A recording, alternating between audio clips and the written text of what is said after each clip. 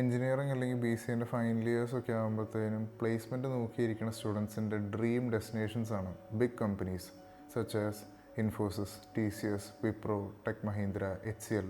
If I told you that these dream companies don't offer you your dream career, would you believe me? Let me explain.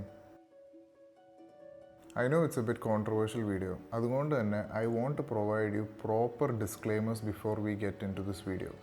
First disclaimer. ഈ വീഡിയോൻ്റെ point is directed only to freshers എന്ന് വെച്ചാൽ college കഴിഞ്ഞിട്ട് fresh ആയിട്ടൊരു ജോലിക്ക് കയറാൻ പോകുന്ന ആൾക്കാർക്ക് വേണ്ടി മാത്രമുള്ള വീഡിയോ ആണ്. നിങ്ങളിപ്പോൾ ഒരു കറണ്ട് എംപ്ലോയി എന്നിട്ട് വേറൊരു കമ്പനി സ്വിച്ച് ചെയ്യാൻ നിൽക്കുന്ന ഒരാളാണെങ്കിൽ this video is not for you. This is only for freshers. The second point is ഞാൻ ഈ മെൻഷൻ ചെയ്ത കമ്പനികൾ അല്ലെങ്കിൽ പിന്നെ നമ്മുടെ ഇന്ത്യൻ്റെ ബിഗ് IT കമ്പനികൾ എന്ന് പറഞ്ഞ കമ്പനികൾ I have no problem with such companies. They are the backbone of our nation and they have provided so much to our nation. നമ്മുടെ എക്കണോമി ബൂസ്റ്റ് ചെയ്യാനും കുറേ ആൾക്കാർക്ക് ജോലി അവസരങ്ങളും കുറേ കാര്യങ്ങൾ കൊടുത്തിട്ടുണ്ട്. I don't have any disregard for any of these companies and to be honest I would like to work in some of these companies one day in the future if I M pursuing A professional career. Third point, ഞാൻ ഈ പറയാൻ പോണ പോയിൻറ്റുകളെല്ലാം എൻ്റെ ലൈഫും എൻ്റെ ഫ്രണ്ട്സിൻ്റെ ലൈഫിൽ നിന്ന് ഞാൻ കണ്ട് മനസ്സിലാക്കിയിട്ടുള്ള കാര്യങ്ങളാണ് ഞാൻ നിങ്ങളുടെ അടുത്ത് ഷെയർ ചെയ്യണത്. ഇതൊരു ഡെഫിനറ്റീവ് ആൻസർ അല്ല. പക്ഷേ ഇങ്ങനത്തെ കാര്യങ്ങൾ ഉണ്ടെന്ന് മാത്രം നിങ്ങൾ മനസ്സിലാക്കുക before jumping into a particular company. ആ ഒരു ഇൻഫർമേഷൻ പാസ് ചെയ്യാൻ വേണ്ടിയാണ് ഈ video. Fourth point, this video will apply to only freshers who have multiple offers in their account. നിങ്ങൾക്ക് ഈ പറഞ്ഞ കമ്പനികളല്ലാണ്ട് വേറെയും ഓഫർ ലെറ്റേഴ്സ് നിങ്ങളുടെ കയ്യിലുണ്ടെങ്കിൽ മാത്രം നിങ്ങൾ ഈ വീഡിയോ കേട്ടിട്ട് നിങ്ങളൊരു തീരുമാനം എടുത്താൽ മതി. So these are the disclaimers. Now let's get back to the points. ഞാൻ നേരത്തെ പറഞ്ഞായിരുന്നു ഈ വീഡിയോ അപ്ലൈ ചെയ്യണത് ഫ്രഷേഴ്സിന് വേണ്ടി മാത്രമാണ്. കാരണം എന്താണെന്ന് വെച്ചാൽ ഒരു വർക്കിംഗ് എക്സ്പീരിയൻസ് ഉള്ള ഒരാൾ വേറൊരു കമ്പനിയിലേക്ക് സ്വിച്ച് ചെയ്യണത് ഒരു ഫ്രഷർ ആദ്യമായിട്ടൊരു കമ്പനി കയറുന്നതിൽ വ്യത്യാസമുണ്ട്. ഇറ്റ് ഈസ് ബിക്കോസ് ഫ്രഷറായിട്ട് കയറുന്ന സമയത്ത് നമ്മൾ മാത്രമായിരിക്കില്ല ഒരു കമ്പനിയിലേക്ക് റിക്രൂട്ട് ആയിരിക്കണം. നമ്മുടെ ബാച്ച് മേറ്റ്സ് കാണും, നമ്മുടെ ഒപ്പം തന്നെ ഹയർ ചെയ്തേക്കുന്ന ആൾക്കാർ കാണും. അപ്പോൾ നമ്മളെല്ലാവരും ഒരേ ലെവലിൽ നിന്ന് തുടങ്ങുന്ന ആൾക്കാർ. ആ ഒരേ ലെവലിൽ തുടങ്ങുന്ന ആൾക്കാരുടെ ഇടയിൽ പോലും നല്ല ജീനിയസ് ആയിട്ടുള്ള ആൾക്കാർ കാണും, കുറച്ച് ഹാർഡ് വർക്ക് ചെയ്യേണ്ട ആൾക്കാർ കാണും. So it is a mix of a lot of people. പക്ഷേ പ്രശ്നം എന്താണെന്ന് വെച്ചാൽ ഫ്രഷേഴ്സ് ആയതുകൊണ്ട് you can't actually stand out. അപ്പോൾ നമ്മൾ ആദ്യം തന്നെ ഒരു കമ്പനി ചൂസ് ചെയ്യുമ്പോൾ you need to find the right company that is aligning with your career goals. So that's the reason I want you to have a look at these points before you take a decision on deciding your next company. First problem with big size companies are slow career growth. അതിൻ്റെ അർത്ഥം എന്താണെന്ന് വെച്ചാൽ നമ്മൾ ഫ്രഷേഴ്സായിട്ട് ആദ്യം ഒരു company കയറുന്ന സമയത്ത് നമുക്ക് ട്രെയിനിങ് കിട്ടും. പക്ഷേ ഒരു ബിഗ് സൈസ് കമ്പനി കയറുമ്പോൾ കുറേ നാളത്തേന് ട്രെയിൻ ചെയ്യാം. It could last for months, it could last for years. നിങ്ങൾക്കൊരു പർട്ടിക്കുലർ ഡൊമൈനിലേക്ക് അല്ലെങ്കിൽ പിന്നെ ഒരു ജോലിയിലേക്ക് ഒറ്റയടിക്ക് അസൈൻ ചെയ്യണമെന്നില്ല. അതുകൊണ്ട് തന്നെ നമുക്ക് എന്ത് പറ്റുമെന്ന് വെച്ചാൽ നമുക്ക് കുറച്ച് സൈഡ് പ്രൊജക്റ്റ് അല്ലെങ്കിൽ പിന്നെ ഇൻറ്റേർണൽ പ്രൊജക്റ്റ് കിട്ടിയാൽ പോലും നമുക്ക് റിയൽ ലൈഫ് എക്സ്പീരിയൻസ് അല്ലെങ്കിൽ പിന്നെ റിയൽ ലൈഫ് പ്രൊജക്റ്റ് എക്സ്പീരിയൻസ് ഇല്ലാത്തതിൻ്റെ കുറവ് നമുക്ക് എപ്പോഴും കാണും. നമുക്ക് ഇങ്ങനത്തെ ഒരു ഇൻറ്റേർണൽ പ്രൊജക്റ്റോ അല്ലെങ്കിൽ പിന്നെ സൈഡ് പ്രൊജക്റ്റ് കിട്ടുന്ന സമയത്ത് നമ്മുടെ കരിയറിനെ അത് ആക്ച്വലി പ്രോഗ്രസ് ചെയ്യുന്നില്ല. നമുക്ക് കുറച്ച് എക്സിസ്റ്റിംഗ് ലേണിങ്ങിലേക്ക് കടന്നു ചെല്ലാം അല്ലെങ്കിൽ പിന്നെ വീണ്ടും പഠിക്കാമെന്നല്ലാണ്ട് നമുക്കറിയാവുന്ന സ്കിൽസ് നമുക്കൊരു റിയൽ ലൈഫ് പ്രൊജക്റ്റിൽ അപ്ലൈ ചെയ്യാനുള്ള അവസരം ഡിലേ ആയിക്കൊണ്ടിരിക്കുമായിരിക്കും. പക്ഷേ ഒരു മിഡ് സൈസ് അല്ലെങ്കിൽ സ്മോൾ സൈസ് കമ്പനിയിൽ സീൻ ഡിഫറെൻറ്റാണ്. കാരണം എന്താണെന്ന് വെച്ചാൽ they are actually hiring you because they have the requirement. അപ്പോൾ നിങ്ങൾ ഹയർ ചെയ്താൽ പോലും പെട്ടെന്ന് തന്നെ ട്രെയിനിങ് തന്നിട്ട് പ്രൊജക്റ്റിലേക്ക് ഇടാനുള്ള സാധ്യത കൂടുതലാണ് ദാൻ ദീസ് ബിഗ് കമ്പനീസ്.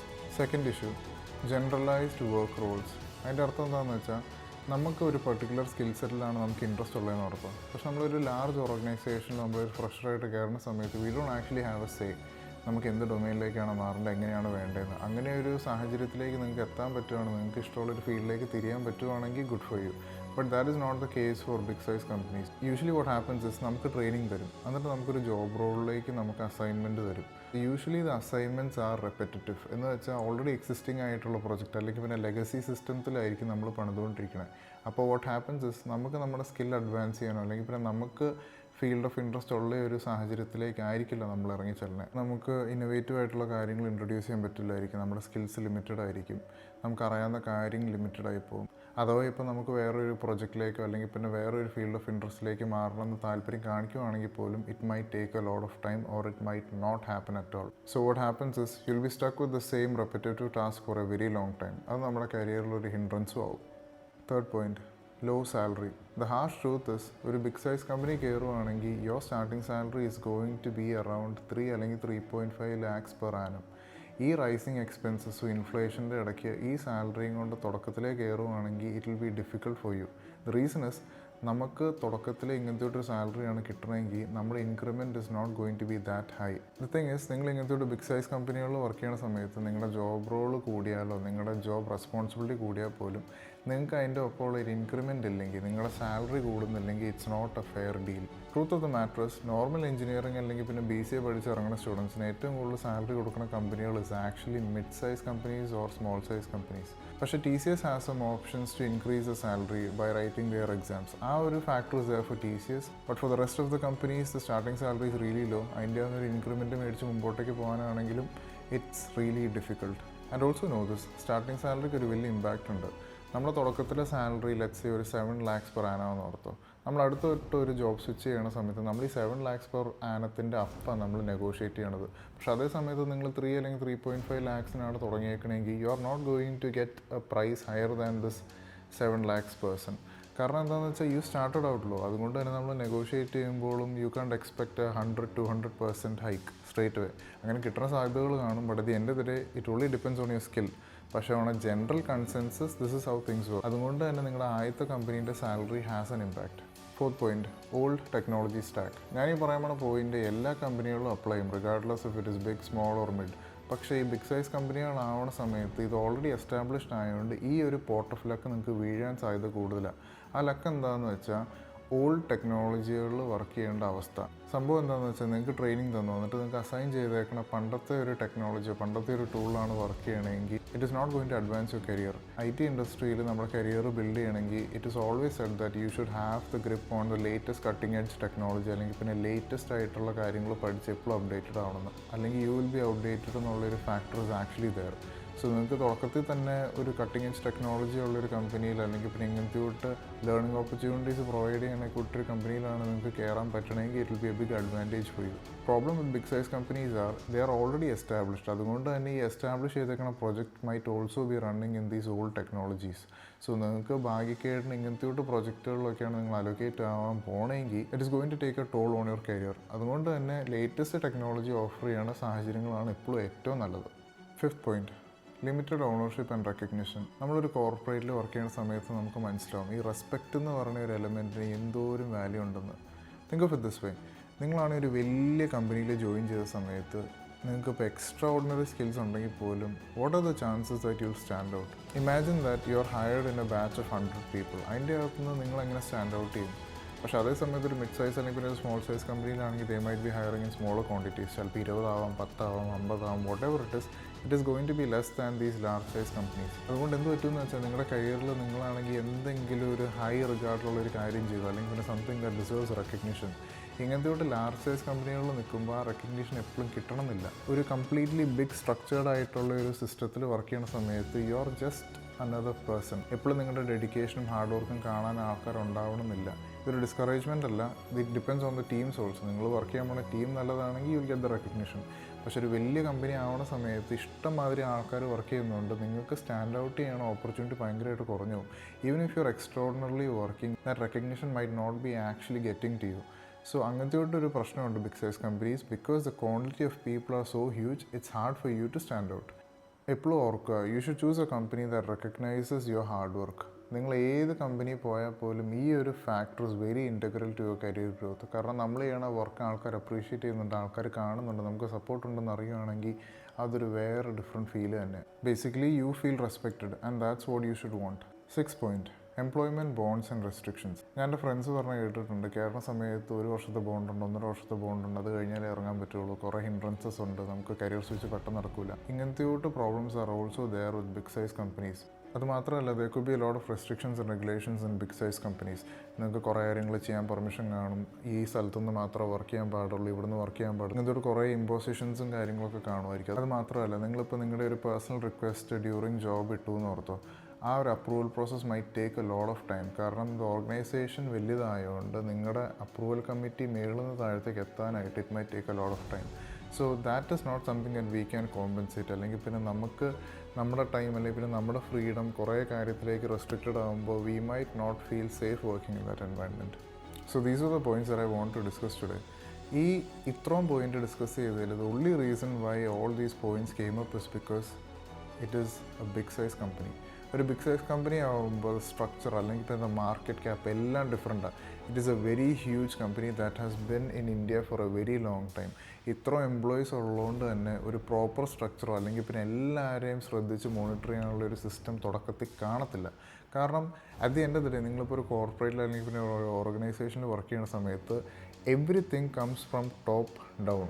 അതുകൊണ്ട് തന്നെ നിങ്ങളിപ്പോൾ ഒരു ഫ്രഷറായിട്ട് കയറുമ്പോൾ you are the bottom of the peck. അതുകൊണ്ട് തന്നെ ഇത്രയും ആൾക്കാരുടെ ഇടയിൽ നിങ്ങൾക്ക് സ്റ്റാൻഡ് ഔട്ട് ചെയ്യാനോ അല്ലെങ്കിൽ പിന്നെ നിങ്ങളുടെ വോയിസ് ഒന്ന് എടുത്ത് കേൾക്കാനോ അല്ലെങ്കിൽ പിന്നെ നിങ്ങളുടെ സാലറി കൂട്ടാനോ ഇങ്ങനത്തെ ഒരു കാര്യങ്ങളിലൊക്കെ it's going to take a lot of time because you just started out and the company is very huge. ആ ഒരു ഒറ്റ കാരണം കൊണ്ട് മാത്രമാണ് ഇത്രയും പോയിന്റുകൾ നമുക്ക് പറയേണ്ട വന്നത്. Because all of these points apply to every big size company in India. But ഇങ്ങനത്തെ ബിഗ് എസ്റ്റാബ്ലിഷ് കമ്പനീസ് ആയിട്ട് നമുക്ക് ബ്രാൻഡ് മാത്രം അറിയത്തുള്ളൂ. അല്ലാണ്ട് കോളേജിൽ നിന്നാണെങ്കിൽ വർക്കിലേക്ക് കയറുന്ന ഒരാൾക്ക് ഇതിൻ്റെ റിയാലിറ്റി അറിയണമെന്നില്ല. അതിൽ വർക്ക് ചെയ്ത ആൾക്കാർ കഥകൾ പറയുമ്പോൾ മാത്രമാണ് നമുക്ക് മനസ്സിലാകത്തുള്ളൂ ഇങ്ങനത്തെ ഹാർഡ്ഷിപ്സ് ഉണ്ട്. It's not actually about the brand എന്നുള്ള കാര്യങ്ങൾ.